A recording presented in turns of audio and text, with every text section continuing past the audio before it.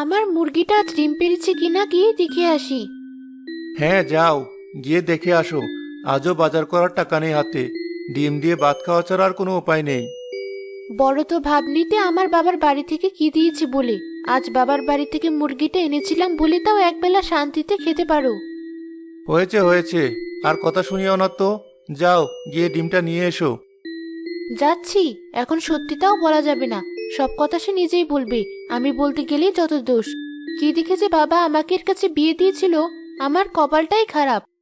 মতির বউ মুরগির খোপে থেকে ডিম আনতে গেল, কিন্তু সেখানে কোনো ডিম খুঁজে পেল না। কি ব্যাপার, মুরগিটা কি আজ কোনো ডিম পারেনি, নাকি অন্য কোথাও ডিম পেড়ে রেখেছে? মুরগিটাকে অন্য কোথাও গিয়ে খুঁজে দেখি।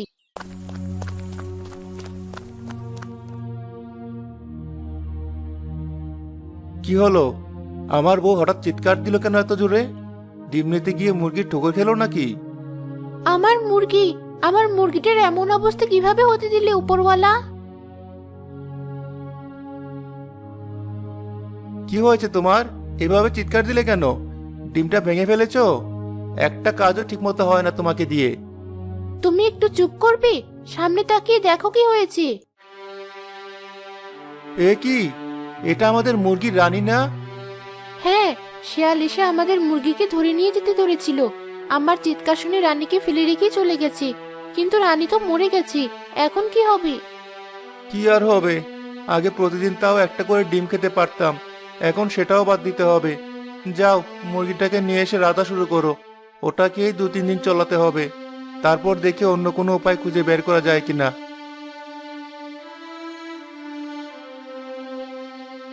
কেমন নির্দয় এক স্বামী জুটেছিল কপালে। মনে দয়া মায়া বলতে কিছু নেই। আমার প্রিয় মুরগিটা মরে গেছে, আর ও একটু দুঃখও না দেখিয়ে উল্টো আমাকে রেঁধে ফেলতে বললো মুরগিটা। অবশ্য ও কেন কষ্ট পাবে, ওর তো উল্টো খুশি হওয়ার কথা। এখন আর ওকে আমার কথা শুনতে হবে না। যাই, মুরগিটাকে নিয়ে গিয়ে রাধা শুরু করি। মতির বউ আর ছেলে মুরগি রান্না হওয়ার পর দুপুরে এসে তরকারি দিয়ে ভাত খেতে বসলো।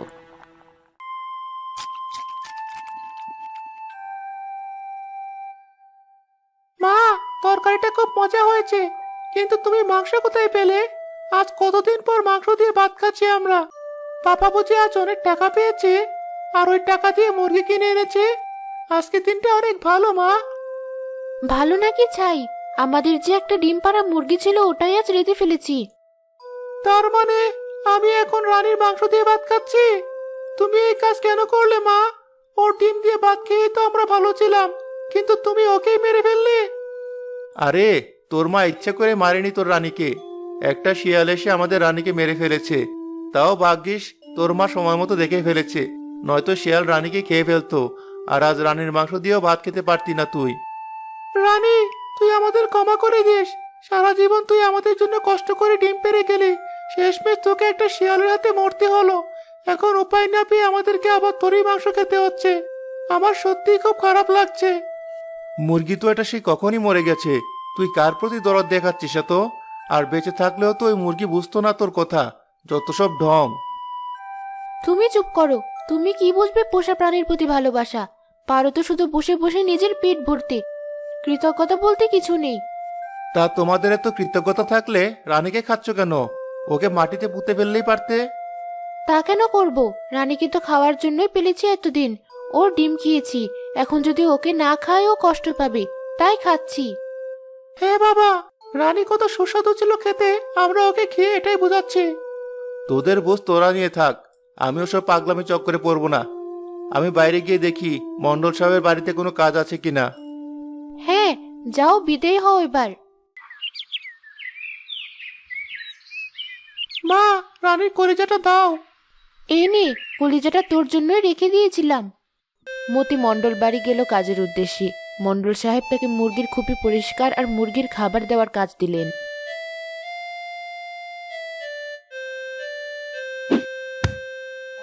সেই সকাল থেকে সারাদিন এক মুরগির চক্করে পড়ে আছি। এখানে এসে ওই মুরগির পেছনেই পড়ে থাকতে হচ্ছে। কোথায় যে যাব আমি? মুরগিগুলোও দেখি ভীষণ খারাপ, আমাকে ঠোকরাচ্ছে। তোদের একটাকেও খাবার দিব না আমি। তারপর দেখবো তোদের গায়ের তেজ। কে মতে, দাঁড়িয়ে আছো যে? তোমার কাজ শেষ হয়েছে? জি না সাহেব, মুরগিগুলোকে পেট ভরে খাওয়াচ্ছিলাম যেন বেশি বেশি ডিম পারে। ওদের খাওয়ানো শেষ হয়ে গেলেই ডিমগুলো তুলে ঘরটা পরিষ্কার করে ফেলবো। ঠিক আছে, তাড়াতাড়ি করো। আর দেখো আমার মুরগিগুলো যেন ঠিক মতো থাকে, ভয় পেয়ে যেন এদিক সেদিক দৌড় না দেয়। ওরা আমার অনেক শখের পালা মুরগি। জি সাহেব, কোনো চিন্তা করবেন না, ওদেরকে নিজের সন্তানের মতো খেয়াল রাখবো আমি।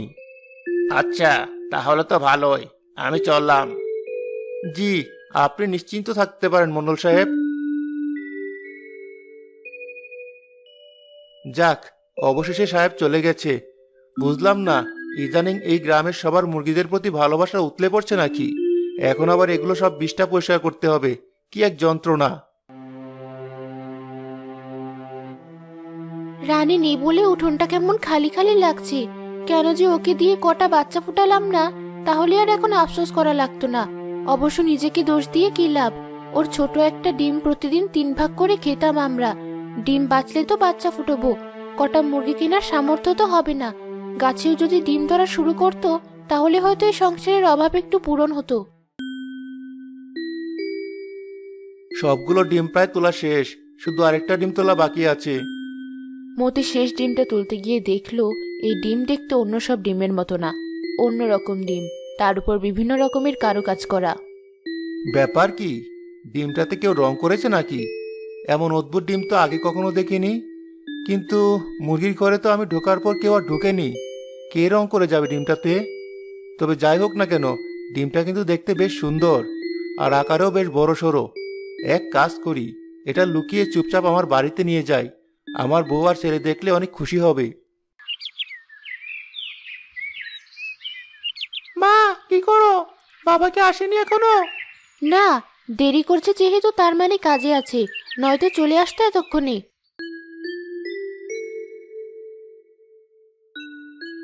হাসু, হাসুর মা, কই তোমরা? এই দেখো তোমাদের জন্য কি এনেছি। কি এনেছো? আমার জন্য নতুন শাড়ি? আমার জন্য কি নতুন খেলনা এনেছো বাবা? না না, ওসব কিছু না। অত টাকা কোথায় পাবো? সামান্য যে কটা টাকা পেয়েছিলাম তা দিয়ে কিছু বাজার আর একটা সুন্দর ডিম এনেছি। এই দেখো, রানীর জন্য তো তোমরা অনেক মন খারাপ করেছিলে। এই ডিমটা দিয়ে চাইলে আর একটা রানীর মতো মুরগি পালতে পারো, নয়তো খেয়েও ফেলতে পারো, তোমাদের ইচ্ছা। কত আশা করেছিলাম এতদিন পর হয়তো ভালো কিছু পাবো, তার বদলে কি এক ডিম নিয়ে এসে হইচই মাতিয়েছো। কই দেখি তো কেমন ডিম। আসলে ডিমটা বেশ অদ্ভুত, এমন ডিম বাপের জন্মে আগে কখনো দেখিনি। মা, ডিম ফুটে বাচ্চা বের হতে তো অনেকদিন লাগবে। এর চেয়ে ডিমটা এখনই বেজে ফেলো না, খেয়ে দেখি এই ডিমটা দেখতে যেমন সুন্দর খেতেও তেমন মজার কিনা। ঠিক আছে, তুই যখন বলছিস ডিমটা ভেজেই ফেলি। হাসুর মা ডিমটা ভাজার জন্য ভাঙার চেষ্টা করলো, কিন্তু অনেকক্ষণ চেষ্টা করার পরও ডিমটা ভাঙতে পারলো না। কি বাজে একটা ডিম নিয়ে এসেছো, ডিমটা তো ভাঙাই যাচ্ছে না। এটা কি আসলেই ডিম নাকি অন্য কিছু দিয়ে বানানো?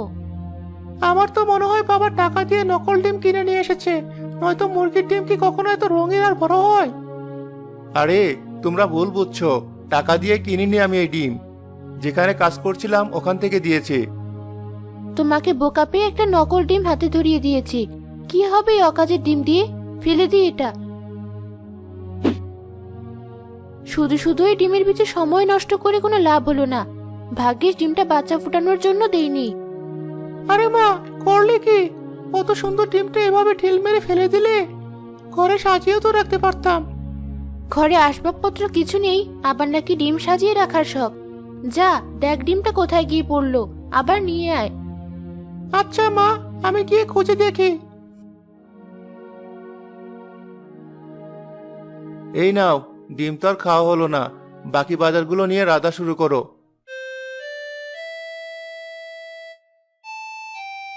মা, বাবা, তোমরা এদিকে আসো, দেখে যাও। কি হলো আবার? দেখো মা, তুমি ডিমটা ছুঁড়ে মারার পর ডিমটা ভেঙে গেছে। ও মা, এটা দেখি সত্যিকারের ডিম ছিল। তুমি ভালো মতো ডিমটা ভাঙার চেষ্টা না করে ফেলে দিয়েছো, আর খামোকা আমাকে বকছিলে, শুধু শুধু ডিমটা নষ্ট করলে। আরে আমি কি জানি ডিমটা অমন হবে? এত শক্ত ছিল যে ডিমটা ভাঙছিল না কোনোভাবেই। তোমরা তো দেখলেই। যাক ভালোই হয়েছে, কিসের না কিসের ডিম ছিল ওটা কে জানে, খেয়ে পেট খারাপ হতো আবার। হাসু, তুই মন খারাপ করিস না, আরেকটা ডিম পেলে তোকে ওভাবে রং করে দেব। আচ্ছা মা। চলো এবার ঘরে, আজ বাড়িতে যা আছে তা দিয়ে খেয়ে উঠি। হ্যাঁ চলো।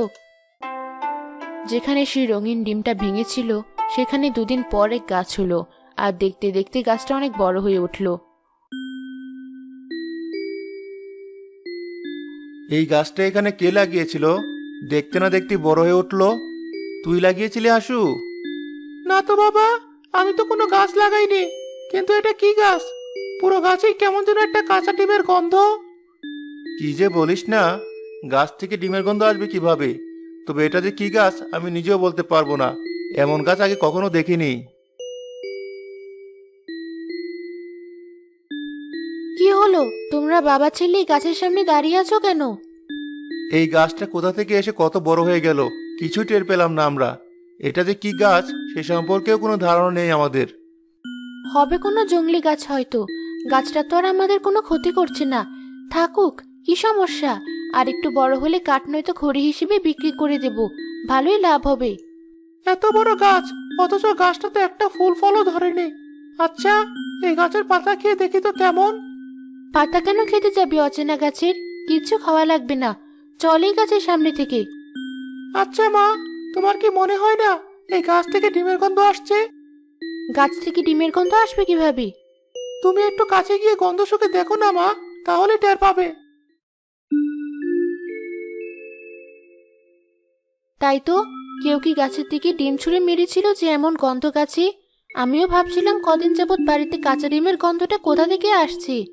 কি যে শুরু করলে তোমরা! গাছের নাকি ডিমের গন্ধ? তোমাদের মাথা মনে হয় এবার পুরোই গেছে।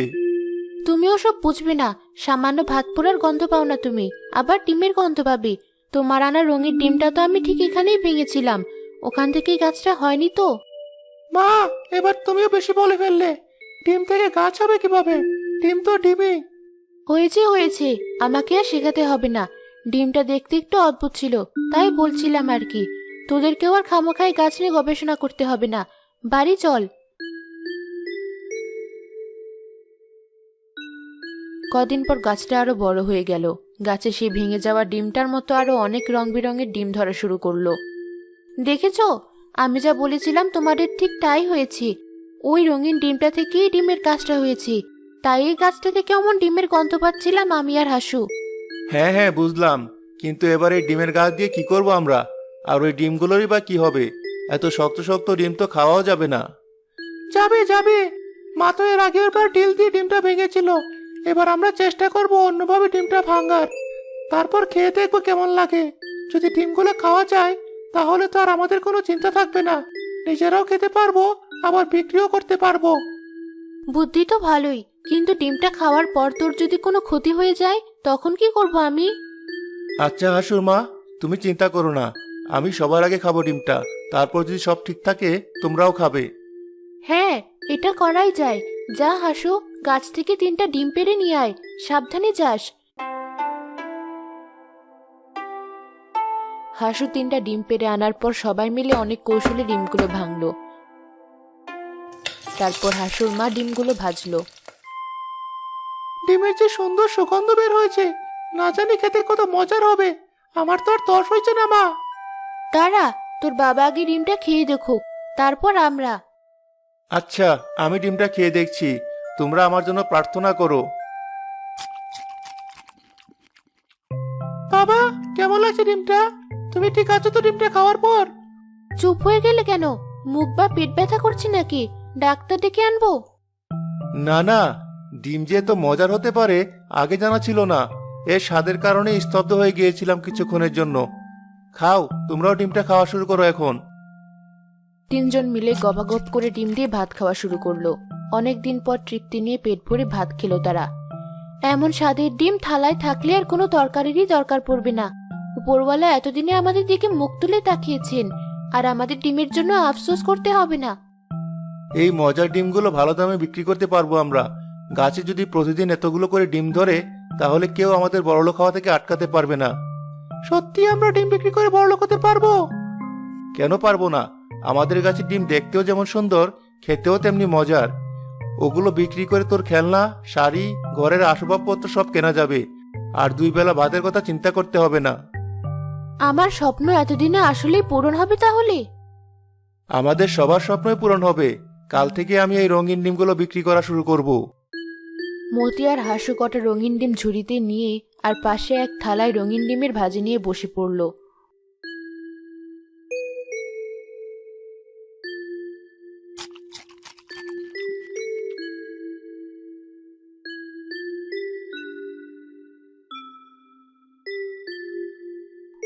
বাবা, দেখো কত তাড়াতাড়ি সব ডিম বিক্রি হয়ে গেছে। এত দাম হওয়ার পরেও তো হবে না। এমন মজার খাবার খাওয়ার সুযোগ কে হাতছাড়া করতে চাইবে? চল, আজকের মতো বাড়ি যাই, কাল আবার আসবো। চলো বাবা। তারেক, আজকে ডিম বিক্রির টাকা কোথায়? এই নিন সাহেব। এত কম টাকা কেন? গ্রামের মানুষ কি ডিম কেনা বাদ দিয়ে দিল? হাসু মিয়া কি এক অদ্ভুত রঙিন ডিম বিক্রি করে। সবাই এখন সাধারণ ডিম কেনা বাদ দিয়ে ওগুলোই কিনে খায়, কারণ ওই ডিমগুলো নাকি আকারেও বড় আর খেতেও অনেক মজার। তাই বুঝি? ঠিক আছে, আমিও খেয়ে দেখবো কেমন খেতে ওই ডিম। মণ্ডল সাহেব হাসুর কাছে গিয়ে সে ডিম খেলো আর তাকে জিজ্ঞেস করলো ওই ডিম সে কোথা থেকে পেয়েছে। হাসু তাকে কৃতজ্ঞতা জানিয়ে সব সত্যি বলার পর মণ্ডল সাহেব রেগে গেল। আমার কাছ থেকে ডিম চুরি করে তুমি আমার ব্যবসাটি করে করাচ্ছ? তারেক, আজই ওই গাছটা কেটে সবগুলো ডিম আমার বাড়ি নিয়ে আসবি। এমনটা করবেন না, আমাদের ক্ষতি হয়ে যাবে। আমি যা বলছি তাই হবে। তারেক, তুই এখনই যা। তারেক গাছ কেটে সবগুলো ডিম নিয়ে চলে এলো।